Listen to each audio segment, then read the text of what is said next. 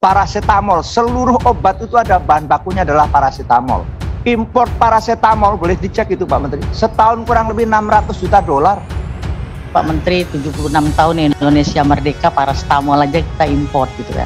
Kalau mendukung produk dalam negeri ya ventilator itu sebenarnya UGM bisa, tapi kok kita mendingan impor dari luar dengan 1 miliar lebih bekas lagi. Begitu juga vaksin, kita lebih percaya yang di luar nggak pakai uji klinis, tapi kalau yang dalam negeri ribet banget, uji klinis dulu lah, begitu. Kalau luar kayaknya udah langsung percaya aja gitu.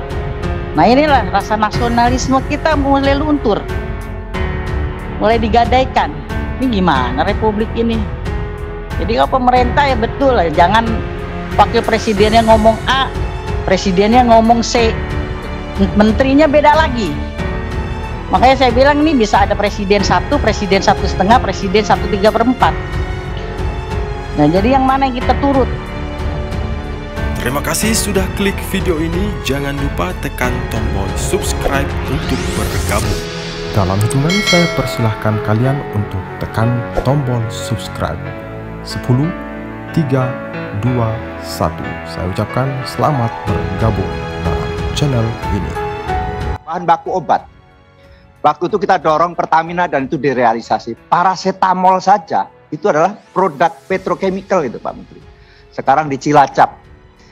Nah, kita mohon minta supportnya karena Pertamina sekarang sedang bertarung persoalan teknologinya. Karena memang dikuasai oleh India dan China.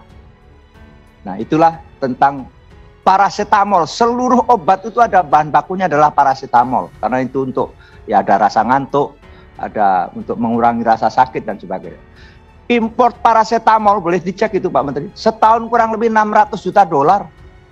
Padahal membangun industri itu hanya kurang lebih 320 juta dolar saja investasi di situ. Kenapa? Infrastruktur yang lain kayak untuk di refinery atau di kilang kan sudah ada. Jadi ke depan memang kilang akan kita orientasikan menjadi petrochemical complex. Tidak lagi semata-mata kilang memasak dari crude menjadi BBM. Dan kalau itu marginnya kecil sekali, sehingga bahkan hampir dihindari. Sekarang hari ini bangun kilang yang semata-mata hanya untuk memasak crude menjadi BBM. Yang lebih besar adalah harus dengan petrochemical. Saya kira Pak Menteri tahu, kita memang petrochemical masih sangat langka. Swasta misalnya Chandra Asri terbesar. Kita punya TPPI Tuban, tapi karena ada problem hukum, sehingga juga maju mundurnya nggak jelas. Sehingga Pertamina, Departemen Keuangan, ini yang sedang mau kita selesaikan juga, sehingga nanti fokus pengelolaannya itu biar jelas, karena akan menyangkut juga bahan baku, kondensatnya dari mana dan sebagainya, karena persoalan hukum yang belum selesai. Jadi saya menggarisbawahi apa yang disampaikan Pak Tiff, kita memang mau bangun Indonesia itu industri, tadi dari sisi PDB hari ini baru 18, karena ketika orde baru agak unik Pak. Ketika orde baru justru 34, boleh dicek itu. Ada sekarang sering disebut deindustrialisasi malah Pak Tiff. Jadi PDB kita baru 18 oleh. Dan juga dari sisi tenaga kerja sama kita ketahui manufaktur lah sebetulnya yang benar. Dalam pengertian ya industri itulah yang benar sehingga mengolah bahan baku, ada nilai tambah, ada juga tenaga kerja dan seterusnya. Terima kasih pimpinan Pak Menteri dan jajarannya. Saya baru di Komisi 7 juga Pak Menteri. Nah, buat teman-teman pimpinan dan anggota Komisi 9 baik yang virtual maupun yang hadir fisik, terima kasih. Saya hanya sedikit urun rembuk, udah sedikit mengerti nih. Karena ini juga ada sedikit tadi Bang Tiff ngangkat masalah obat. Saya jadi ingat di Komisi 9. Ya kan? Bang Tiff rupanya lebih dari dokter nih. Tahu betul.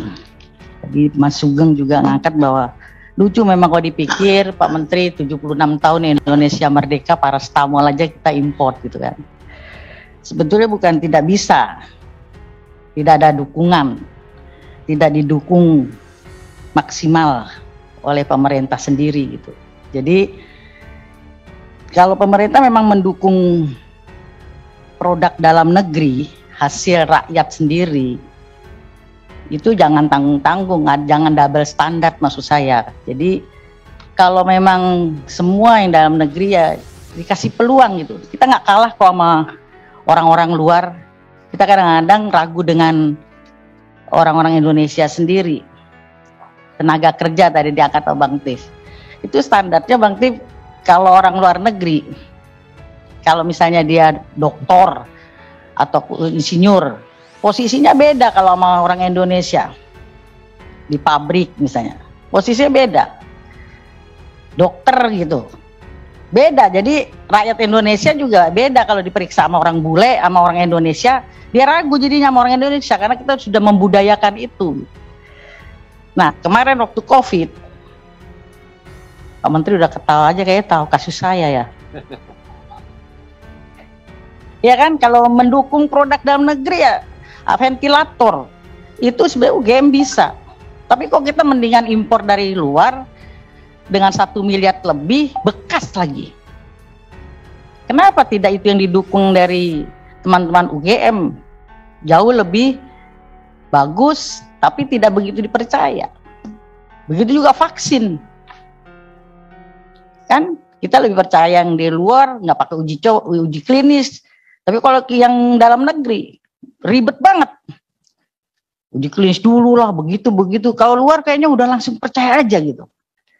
Nah inilah rasa nasionalisme kita mulai luntur. Mulai digadaikan. Ada apa gitu kan. Jadi saya berharap, karena nggak bisa ngomel lagi di Menteri Kesehatan, ya berharap dari Menteri Perindustrian lah ya kan. Ini dalam industri, ini nasionalismenya lah ditingkatkan gitu, jangan ikut-ikutan luntur. Saya berharap banget gitu, semuanya udah luntur sepertinya. Jadi mudah-mudahan di Komisi 7 ini saya masih pada harapan. Kayaknya saya udah lemes di belakang aja, udah ngomong-ngomong lah. Ini gimana republik ini? Jadi kalau pemerintah ya betul lah, jangan wakil presidennya ngomong A, presidennya ngomong C, menterinya beda lagi. Makanya saya bilang ini bisa ada presiden 1, presiden 1,5, presiden 1/3/4. Nah jadi yang mana yang kita turut? Masalah standarisasi PCR aja udah beda-beda ngomongnya. Sekarang pasang-pasang semua klinik gede-gede, 460.000. Ntar nggak jauh lagi 475.000. Jalan lagi ada lagi 445.000, ya pokoknya di atas 400 lah, karena standarnya disuruh 400 presidennya gitu. Jadi itu juga lucu. Ini yang keluhan saya, jadi saya pusing, tetapi masih ada harapan melalui Menteri Perindustrian ini, karena kalau minyak saya pusing mikirin minyak, mikirin apa lagi itu batu bara, tambah pusing. Saya rasa begitu pimpinan, terima kasih ya.